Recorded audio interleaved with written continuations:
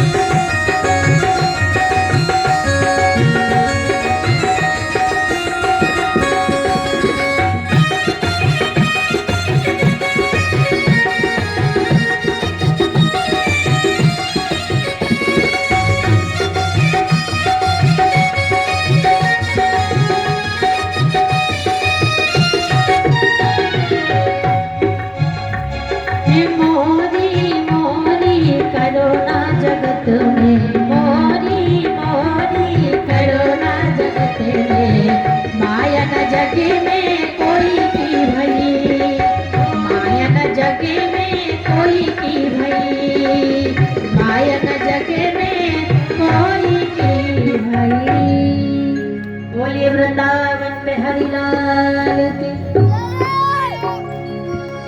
मोरी मोरी करुणा जगत में, माया न जग में कोई की भई। क्योंकि भैया ये माया का चक्कर है।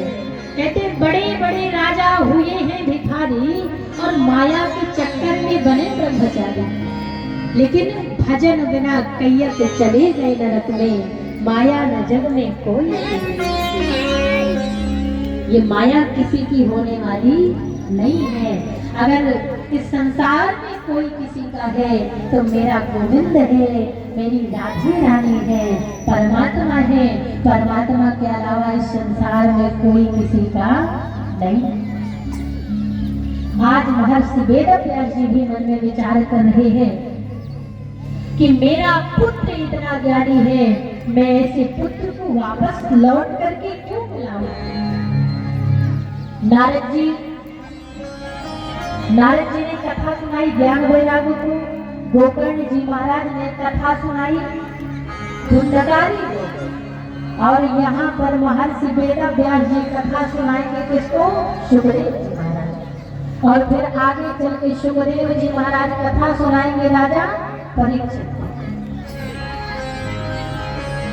तो अब महर्षि वेदव्यास जी मन में विचार करें कि ऐसा क्या किया जाए कि संसार के लोगों की मुक्ति हो जाए, इस संसार के जो लोग खेलने और खाने में मगन हैं ये हो जाए। क्योंकि ना तो कोई व्रत रह सकता है, उपवास कोई नहीं कर सकता, क्योंकि महीने में मात्र 2 बार एकादशी आती है, और उसमें भी यदि कोई व्रत करता है तो दूसरे दिन पति अपनी पत्नी से कह देगा सुन जल्दी भोजन तैयार कर देना, क्योंकि कल मेरा एकादशी का व्रत था।